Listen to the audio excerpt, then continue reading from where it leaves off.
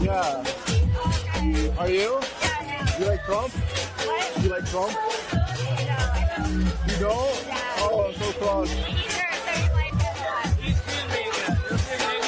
So I want to put my 2 pence in on the MAGA woman who went to Northern Ireland and then cried online because she didn't feel welcome. Apparently, locals in a bar clocked pretty quickly that she was a Trump supporter, and the giveaway was the most obvious line ever. She said, "I don't want to talk about politics," and that's the tell every single time, and I'm going to explain why. For the people who didn't vote for this and never supported that sorry excuse of a man, the world feels pretty scary right now. We're all being forced to talk about politics, even people who were never particularly political before, because people can see the consequences and they can see exactly where the problem started. So when that American woman got pulled into the conversation at the bar and the locals had strong opinions on Trump and she made it clear that she was standing on the wrong side, yeah, they treated her differently. And honestly, I support them fully for that. I would have done the exact same thing. Because when people say, "I don't want to talk about politics," it's usually not because... You know what? She's absolutely right about this whole "I don't want to talk about politics" thing, because here's the truth that nobody wants to admit. That phrase has become the universal bat signal for "I voted for somebody I can't defend in public." Think about it. If you're proud of your choices, you don't hide from conversations about them. You lean into them, you explain your reasoning, you stand on business. But when your political identity requires you to only discuss it in safe spaces surrounded by people who already agree with you, that tells you everything you need to know about whether those positions can survive. Basic scrutiny. The irony is these are the same people who call everyone else snowflakes. But they can't handle a conversation with some locals at a pub in Northern Ireland, a place, by the way, where people have lived through actual political violence, and understand what's at stake better than most Americans ever will. They're apolitical. It's because they know exactly where they stand and they know that defending it outside their own echo chamber isn't going to go very well for them. The problem is politics is not some dinner table debate anymore. It's wars, it's rights, it's economies, it's global alliances. People all over the world are paying the price for decisions made in Washington. So when you travel to another country and expect people to just politely ignore that, that's not how this works. Especially not in a place like Northern Ireland, where people understand better than most how politics shapes real life. You cannot vote for chaos at home and then expect a warm welcome abroad. The world is watching what your country is doing, and some of you are just as unwelcome as you feel. Okay, so we're going to be walking around Canada, around Horseshoe Falls, and we're going to see how many people like our hat and see if there's any haters out there. So come along with us. We need him back. Kamala would be a disaster. Oh, this is going to be interesting watching this girl walk around Canada with her MAGA hat on, like she's doing some kind of social experiment, but she doesn't realize she's the experiment. Here's what cracks me up about this whole thing. She thinks she's being brave or making some kind of statement, but walking around the most touristy area of a major city where people are literally paid to be nice to visitors, that's not exactly a representative sample of what Canadians actually think about American politics right now. It's like going to Disney World and concluding that everyone in Florida is extremely friendly and loves wearing character costumes. The service industry workers aren't going to start political debates with tourists who are spending money. That's not how any of this works, but I'm sure she'll go home convinced she proved something.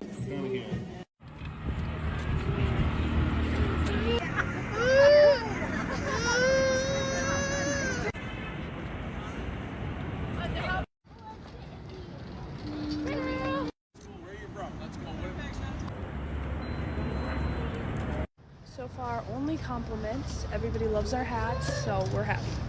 So pretty.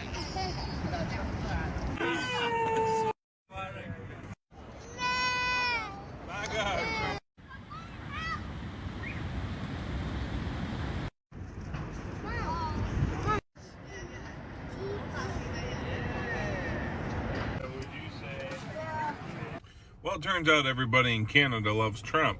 It doesn't matter whether you're Chinese or you're Eritrean or any other ethnicity, you will love Trump. Imagine being such a stereotypical American tourist that you ride around on a tourist bus to the most touristy parts of their largest city and think that that means that you've been exposed to their local culture and people. You probably should have just stayed home and gone. She just nailed it with that commentary about the tourist bus situation. Because there's this specific type of American tourist who thinks experiencing a country means seeing it through a bus window while wearing merch. They go to the places designed specifically to extract money from visitors and then declare they understand the whole culture. That's like going to Times Square for a weekend and saying, you know what New Yorkers are really like? No, sis, you met people who are paid to tolerate tourists and sell them overpriced souvenirs.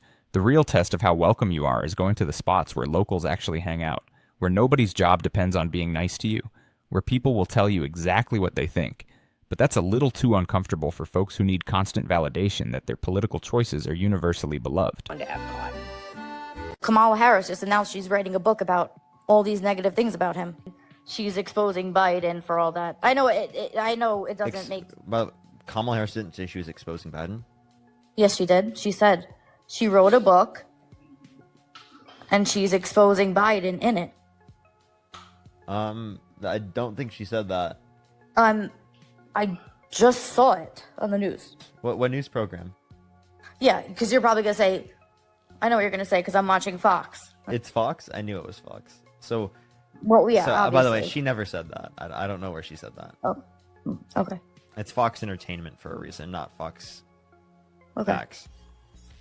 If Donald Trump did... This right here is the problem with modern political discourse in a nutshell. Dude heard something on Fox News, repeated it as fact, and when challenged, he couldn't even remember which show he saw it on. And look, I'm not saying Fox is the only network that does this, but they've literally been sued and had to admit in court that their programming is entertainment, not news. But here's what really gets me. He knows what's coming when he mentions his source. He says, yeah, I know what you're going to say because I'm watching Fox, which means deep down he knows the credibility issue is there. But he keeps watching anyway because it tells him what he wants to hear. This is the information ecosystem we're dealing with right now, where people consume content that confirms their existing beliefs, and then get mad when reality doesn't match what they were promised. It's a whole cycle, man. Pardon people, police officers, and were convicted of it. Does that mean he's anti-police? I think he probably did that because he doesn't want violence, too. He doesn't want violence. Yeah, he pardoned violent rioters because he doesn't want violence. He incited a violent insurrection at the Capitol and then pardoned the violent rioters who engaged in that violent insurrection. Why did he pardon them and call them patriots? Because they did what they had to do. You make every scenario like... They did what they had to do? What? Do you think you'd be more Republican or Democratic or center? I'd definitely lean more to the Republican side. Do you have any opinion about abortion? I'm not for it, but I'm not against it. I honestly think it should be left to the ladies. I'm a man. I can't carry a kid. I think it should be a national thing. I don't think you should be able to do it one place and not the other. What about gun rights? If you're a responsible person and you can get past a background check, I don't see why you shouldn't be able to have one, but I can see why they want to be stricter on gun rights. The open carry law, I don't think it's smart. I think you're just asking for a problem if you're openly carrying a weapon on you. Police should, because they're police officers, but if you're not a police officer, why do you have a pistol right here showing everybody? If he said he would date a 10-year-old girl in 10 years, would you still vote for him? If he said what? He would date a 10-year-old girl in 10 years. If he went up to a 10-year-old girl and he said he was going to be dating her in 10 years, would you still support him? Oh, dude. And did he actually say that? I'm just asking in the condition that that's true. Would you support him? Well, if you're asking me that. You can see the wheels turning in this guy's head right now, and honestly I respect that he's at least engaging with the question, because a lot of people would just shut down completely or change the subject. But notice how his first instinct is to question the source rather than just accept or reject it. That's actually healthy skepticism, even if it's selectively applied. The problem is when you only apply that skepticism to information that challenges your beliefs but accept everything that confirms them without question. That's not critical thinking, that's just motivated reasoning with extra steps. And I think deep down a lot of people know there are things about their preferred politicians they don't want to examine too closely. Because once you see certain things, you can't unsee them, and then you have to make actual choices about what you're willing to support. Right now, did he actually say that, and what's the source? Because that's in the condition of him saying that, would you support him? Oh man, look at you. Dude, if he truly... You know what? No, I wouldn't. But I support I support the policies. But I'd like to see. No, I wouldn't support if I saw that. He's getting the footage for you. Yeah, oh God. Listen. Thursday night. You're going up the escalator? I'm going to be dating her in 10 years. Can you believe it? Woo. Oh, that's a tough one, man. I genuinely don't know what the point of being a conservative atheist is, and I never have. And also, if you're a conservative... This is such a fascinating point she's making about conservative atheists, because you'd think removing religion from the equation would also remove a lot of the justifications for certain positions. Like if you don't believe in divine commandments, then why do you care who marries who or what people do with their own bodies? The answer usually comes down to tradition for tradition's sake, or just plain old prejudice that they've dressed up as philosophy. And look, I'm not saying every conservative atheist is automatically a bad person or a hypocrite, but she's right to question who you're doing the bigotry for, if not for some divine mandate. At least religious conservatives have an internal logic, even if you disagree with it.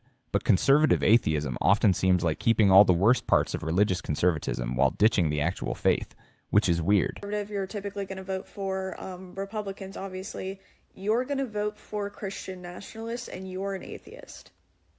And these Christian nationalists are going to, like, force their religion into schools and stuff like that, and that's what you vote for and support? I don't understand it. And obviously, I'm speaking in generalizations here. Conservatives typically want things like traditional values and traditional marriages. I've come across like pretty homophobic atheists before, and I'm like, who are you doing that for? Like, who are you doing that for? Because we know typically the Conservative Party has a lot of thoughts about LGBTQ people. So in my mind, if you don't believe in God and you don't even think your bigotry is commanded by the divine, I guess, like, who are you doing that for? I don't. Maybe someone can explain it to me in the comments. I don't understand it. Now, I know a conservative atheist can come in the comments and be like, I'm a conservative, but I don't support X, Y, and Z. But, like, when you are a conservative and you vote conservative, that is what, like, that's the type of stuff you're supporting. And then there's stuff like abortion. Like, I don't know. I don't get it. But this is a reminder, just because you leave religion doesn't mean people always deconstruct their racism, their sexism, or their homophobia, unfortunately. He brings up such a solid point about how leaving religion doesn't automatically deprogram all the other stuff, because a lot of people think becoming an atheist is like hitting a reset button on all your beliefs. But racism, sexism, homophobia, those things can exist completely independent of religious justification. People find new reasons to hold on to old prejudices all the time, whether it's pseudoscience or tradition or just vibes. The work of actually examining your beliefs and asking yourself why you think certain things. That's a separate process from just deciding you don't believe in God anymore. I've met plenty of atheists who are just as rigid and dogmatic as any religious fundamentalist. They just worship different things like tradition or hierarchy or their own sense of superiority. Deconstruction is a journey, not a single event. Welcome to Afghanistan. What's in Afghanistan? Now we're only 5 to 10 kilometers away from Bagram, and Bagram is important because there's a major ex-US military air base there. And yesterday they turned off the internet in the whole country. And nobody knows for how long. And now there's some rumors that the Americans are back in Afghanistan. That's why I think I've been today already like swear that like F you American 2 times, and even had stones thrown at me. And I hope that this is because they think that I'm American. But yeah, let's hope it's just a rumor. Else I might have to get out of the country sooner than expected. So I made a video yesterday just about how excited I was to be in Portugal, and I was just so happy to be in Europe. And this was one of the first comments, and I feel like it brings up such a good point of like, I feel like as Americans, we know a lot of Europeans have a very bad idea about Americans and like the kind of people we are, and how whenever I come to Europe, I feel like I have to be like the nicest person, like say hello to everyone, like wave, all of this stuff, because you're trying to overcompensate and get rid of that stigma. There's something genuinely painful about what she's describing, having to overperform niceness just to be treated neutrally because of where you're from. Welcome to the experience. A lot of people have every single day inside their own country, being prejudged before you speak, having to prove you're one of the good ones. The difference is she gets to go home and leave that feeling behind. For a lot of people, it doesn't go away when the trip ends. Maybe that realization is worth sitting with for a minute. That like Americans are the worst. Like one of the big things is every single time I come to Europe, I try to pack the most European outfits I can put together possible, because I don't want to look like an American. Like my goal is for people to see me and think, okay, like I'm a European, so they're not like, ugh, like stupid American. And I would say so far this trip, I've been doing a good job of that. Like yesterday I met these girls from Finland and they were so nice, and after like talking with them for a little bit, they're like, yeah, like we just saw, like we didn't even think you were American, like we thought you were a French girl or something, like based off what I was wearing and like what I looked like. And it just like sucks because you walk around and you're like, I hope people don't like know we're Americans, and it's like, why do I even feel that way? And it's like people in other countries will be straight up so rude to you. And I feel like every time in my head, I'm like, oh, well, you know, like it's because we're American, and I'll like justify however they act that way because I'm just like, oh, well, they just don't like Americans. Like, we're just going to get the brunt of it. And it's like, why are other people being rude, okay, just because I'm from America?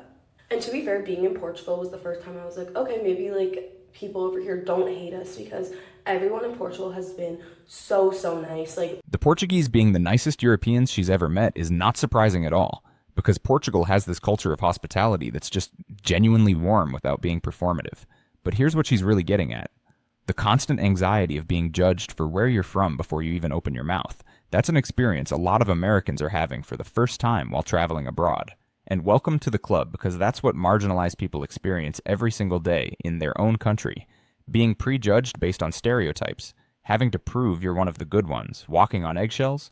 The difference is she gets to go home and stop feeling that way. For a lot of people, that feeling follows them everywhere, so maybe this experience will build some empathy. probably the nicest people I've ever met are like the Portuguese since I've been here. But then there's comments like this that remind me that I'm like, okay, like people still really don't like Americans. When urban fix the airport so the people can go on them yard, because frankly I'm tired of them.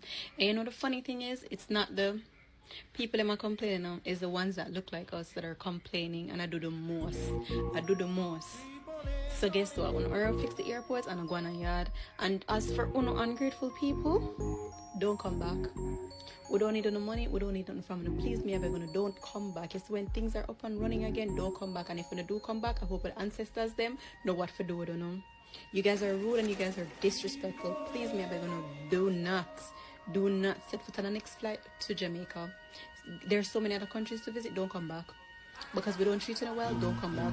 And us Jamaicans too, we're too little bit enough and forgiving. I'm telling you this, it's when time when you see them in them country and I deal with them certain type of way, leave them. Because like me say, if you check the persons that are complaining and the person where they do the most, it's not them people that do the most. Okay, she is going off about disrespectful tourists, and honestly I feel her frustration. Because there's this entitlement that comes with being from a wealthy country and visiting places that depend on tourism. Some people act like their tourist dollars give them the right to treat locals however they want. And she's calling it out specifically that the worst behavior often comes from people who look a certain way, which is uncomfortable to hear. But if you've worked in tourism or hospitality anywhere in the world, you know it's true. The solution isn't to ban all tourists, obviously, because economies need that revenue, but maybe tourists need to remember they're guests in someone else's home. And guests who trash the place and disrespect the hosts don't get invited back. That's just common sense and basic decency. Is the ones them will look like we. See, when I see them in them country, them deal with them any witchy water way. Man, no business, no to enough. Leave them alone. And let me say no go on the yard and don't come back. Do not come back. Why do American tourists have such a terrible reputation abroad? I'm sure you're all very aware of the stereotype of the Americans that don't learn worldwide geography nearly enough during basic schooling. That is true to some extent, but this goes far beyond that. Let's do a story time. I lived in France for a little bit more than 9 years, traveled to quite a few different European countries, and almost every American tourist that I met while I was there was trying to go above and beyond and be extra polite and make an extra... This is such an important perspective because she actually lived there and saw the dynamics firsthand. Most Americans she met were going above and beyond to not fit the stereotype, using Google Translate, being extra polite, making genuine efforts to respect the culture, which tells you that a lot of Americans are aware of the reputation and actively trying to counteract it. But the problem is stereotypes are sticky and they only need a few bad examples to reinforce them. One obnoxious tourist in a restaurant can undo the goodwill created by 50 polite ones, because negative experiences are just more memorable than positive ones. That's basic psychology. So the conscientious tourists are fighting an uphill battle against the worst representatives of their country, which honestly isn't fair, but that's how reputations work. Extra effort, even if they were using Google Translate, to speak the language because they didn't want to push that stereotype or fall into the stereotype of the rude American. There were a few notable exceptions, but you have buttheads and idiots in every single country. There's not a single country where everybody is just super polite and super cool. But one day I was in a little cafe in Montpellier and I overheard this couple that was speaking in English to the restaurant. I assume he was the manager or some sort of assistant clerk, something important. He was talking to them at the cash register, trying to explain things to them. They were refusing to try to speak French. The manager offered to get out Google Translate and they're like, no, speak English. And they were forcing English on this guy, right? And so the manager, I can tell, is getting a little bit frustrated. This couple is being incredibly rude. And I hear the manager tell his other work colleague, like, oh my gosh, these stupid Americans, they're so rude, they won't even try to speak French. And he was totally crapping all over Americans and American culture. But this couple was not American. They were Finnish. They were talking about their flight back to Helsinki. I heard them talking earlier. They were 100% very much Finnish. They had a pretty strong accent while they were speaking English to this French manager. But because the French manager didn't speak well, all he heard was people, an English-speaking couple that was really rude, and so he assumed they were American. That happened to me once, and I thought that was like an uncool coincidence. But it was a pattern that kept happening over and over. I saw this happen multiple times while I was on business trips up to Paris. As soon as the English-speaking person was refusing to speak French in France, or as soon as they were being nasty or rude, the French people around them would be like, oh, les Américains. And it was not Americans. Wait, this is actually huge what she's revealing here. The French manager assumed the rude couple was American, but they were actually Finnish. This completely flips the script on the whole. So Americans are the worst tourists narrative. Because what's actually happening is that any English-speaking person who behaves badly gets labeled American by default. The Scottish guy with the thick accent, the Finnish couple refusing to speak French, all of them get lumped in as obnoxious Americans. So America's terrible tourist reputation is being inflated by people from other English-speaking countries. And the irony is so thick you could cut it with a knife. Americans are trying extra hard to be polite while catching blame for rude tourists from completely different countries. That's actually kind of hilarious and also deeply unfair. One guy had a very clearly Scottish accent that was so thick, I, as an American, was having a hard time understanding him. My theory is that, well, yes, there are absolutely Americans that go abroad who think they are just the center of the universe and that everybody should bow down to them and they don't make any effort to assimilate to the culture where they're staying. But also because English is so widely spoken and it's kind of become a almost universal tourist language, we get also all of the reputations from the other jerks from other countries piled on top. No one is talking about the real reason why Europeans hate Americans. Candidly, it took me a while to figure it out myself, but since I've been here for a minute, I'm starting to figure it out. The reason that Europeans hate Americans is for the same reason most Americans hate Americans. They're loud, they're obnoxious, and they're entitled.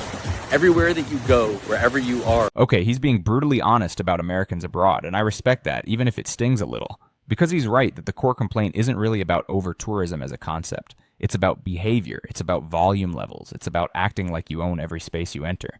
And he makes a great point that Europeans tend to have this more reserved public demeanor. They're not better people necessarily, they just have different cultural norms around what's appropriate in shared spaces. Americans often mistake enthusiasm for a universally positive trait. But in many cultures, it reads as aggressive. The girl yapping from 50 feet away at the beach club. Everyone's experienced that person, and it's exhausting. Self-awareness costs nothing, but it could save American tourists a lot of dirty looks and cold shoulders abroad. They're not really complaining about things like over-tourism. They're complaining about things that Americans do, these terrible habits, these annoying things, these things that people do to draw attention to themselves and act like a Kardashian in public that are just really fucking annoying. The Europeans tend to be a bit more civilized, a bit more cordial, a bit more couth, if you will. And Americans tend not to be. They're loud. And so whether you're in Mallorca or you're in Athens or you're in Spain or you're in Greece or you're in France or in any of these places, sometimes they call it over-tourism, but what they're really upset about is they don't want that to infiltrate their culture.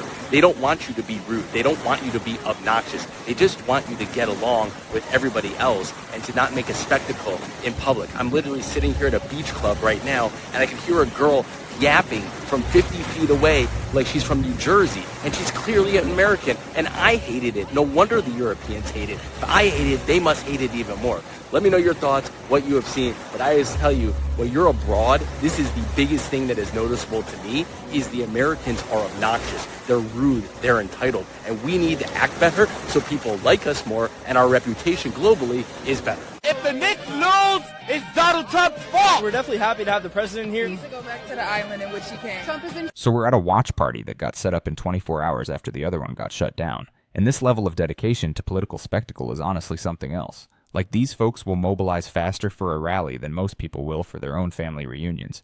But here's what I always wonder about these events. What's the goal? Is it community building? Is it showing support? Is it just wanting to be part of something bigger than yourself? Because that last one is actually a universal human need, and I get it. People want to belong to something. They want to feel like they're on a team that's winning. The question is whether that tribal loyalty is serving you or whether you're serving IT. And that's worth thinking about, honestly. Town and the MSG watch party got shut down, but in less than 24 hours, Mamdani put on this watch party here at Bryant Park. I just hope it doesn't blow the vibe of the whole Nick aura that's going on right now. Listen, but we're not here for Trump. We're here for the Knicks. We ain't been here since 73. I guess he has the power to do that, so it is what it is. Yo, Trump, if we win, we need more checks. Word of my mother. What's your stance on reproductive rights? I don't think there is one right answer to everything, so it's hard to have an opinion, but it is a woman's body. It's her decision. Every circumstance is different, like how they got pregnant, whether their choice or wasn't their choice, in whatever matter it may be. It's not black and white to me. There's a lot of gray area to some things, so that's hard decision to make, and it's a hard thing to do, but when you get presented with laws, they're very black and white. But it's a woman's body. It's her choice. What about your perspective on LGBTQ rights or folks? So I was born in the 80s, raised in the 90s. I'll tell you, growing up, if you didn't wear sports brand clothing, you were kind of somewhat of an outcast, right? So the LGBTQ community has made everybody loves everybody now. And that is awesome, because it doesn't matter what you're wearing, what you look like, whatever you do, it doesn't matter. Again, it's all love. So stop judging people off of their decisions. And I love it. I love it's growing. All right, so this dude is actually being pretty nuanced about a lot of issues, which is refreshing. He's saying abortion is complicated, gun rights need reasonable limits, LGBTQ acceptance has made society better, and then he still identifies as leaning Republican, which creates this interesting cognitive dissonance, because the party he supports has been actively working against most of the positions he just described. It's like saying I love pizza, but I'm going to keep ordering from the restaurant that only serves salads. This is the disconnect a lot of moderate conservatives are facing right now. Their personal values don't match what the party is actually doing, but party loyalty runs so deep that they'll vote against their own stated beliefs and somehow rationalize it afterward. Growing up now and being the age I am doing this stuff, it's awesome to see the acceptance of everything now, and it's not taboo or kept quiet. Yeah, I'm kind of glad he did it. He is making the hard choices, not the popular ones. I trust the president and Secretary of War Pete Hegseth's plan. It's good for the people, so I'm in support as long as we don't have tons of American casualties. No, we don't want to end up in a quagmire like we were in Afghanistan or even in Iraq. Yeah, I don't know. It's a very tough one, because, like, on one hand we want peace, and I understand you got to protect the United States interests, but at the same point, like, where's the line? Where's the line in the sand? What we've seen with this president is he is very deliberate and specific in launching targeted strikes against known high-value targets, which is exactly what happened in Iran. With the Iranian government and the potential risk they were posing to the entire world, to Israel, I think it was probably necessary. I am all for helping people not be oppressed by an oppressive regime. So we got these UK supporters showing love and talking about targeted strikes being necessary. And look, there's a real conversation to be had about foreign policy and intervention. But the way this gets framed as liberation versus oppression is always so convenient, because somehow the strikes are always targeted, always justified, always against the right people, until years later when we find out the intelligence was wrong or the collateral damage was way higher than reported. I'm not saying intervention is never justified, because sometimes it genuinely is. But this automatic trust that the strikes are precise and the targets deserve it, that's the kind of thinking that got us into multiple forever wars that we're still dealing with the consequences of today. Mr. President, if you are seeing this, just know that the great deplorables of the United Kingdom love you, we are with you, we stand with you, and we want you to succeed. Forget about the people in London, forget about the establishment, forget about the detractors in the fake news media. The real people out there in the United Kingdom, we love you, Mr. President!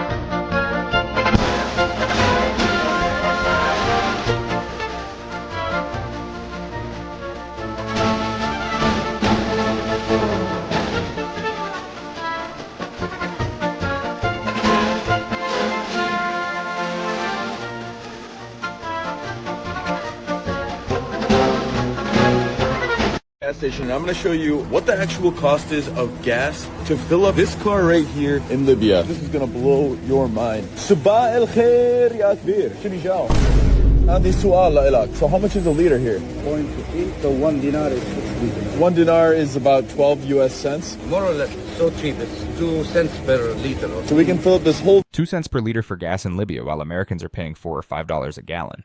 Now, before everyone starts screaming about how we should have prices like that, let's think about this. Libya has some of the largest oil reserves in Africa, and their government subsidizes fuel as a way to keep the population somewhat content. It's not because they figured out some magic economic formula. It's because they're a petrostate that's been through decades of conflict and instability. So yeah, you can fill up your tank for basically nothing, but the trade-offs are significant. This is why comparing gas prices between countries without context is kind of meaningless. Every country's fuel prices reflect their resources, their tax structure, their subsidies, and their overall economic situation. van right here for what? 45 liters, which is almost like 11 gallons for 1 USD. Less. Now that's a deal. So the sundowner-in-chief, Donald Trump, made another 1 a.m. Truth Social post, this time threatening the entire European Union with tariffs. Hi, I read Trump Truth Social, so you don't have to. Yeah, I'm a little late on this one. Give me some slack here. So Vice President Dementia Don made another 1 a.m. post saying that if the European Union doesn't do something to fix the trade imbalance between the United States and the European Union, he's going to slap them with all caps tariffs. Now keep in mind, trade imbalances between countries are largely consumer-driven, not government-driven. And really the only thing this is going to accomplish is drive up the costs of everyday goods. Keep in mind that specific tariffs on specific items towards specific areas. He's breaking down tariffs in a way that more people need to hear, because there's this fundamental misunderstanding that tariffs hurt other countries when they mostly hurt consumers. The company importing goods doesn't just eat that cost out of the goodness of their heart. They pass it directly to you at the checkout counter. That's how business works. And blanket tariffs as retaliation for perceived slights is just economic self-harm dressed up as strength. Specific targeted tariffs can protect certain industries or address genuine unfair trade practices, but threatening the entire European Union because you're mad at 1 a.m. is not strategic trade policy. It's impulse control issues with global economic consequences, and guess who pays for it? Not the guy making the threats, you do. Can oftentimes have positive effects, but blanket tariffs, just as retaliation for some perceived slight, only serve to cause trade wars, which are only going to be paid for by consumers. Now I get it, those of you who voted for this guy lack the form of critical thinking necessary to understand any of what I just said, so I expect that I'm going to be hearing from you in the comments, and I'm going to be telling you that, thank you, you just proved my point.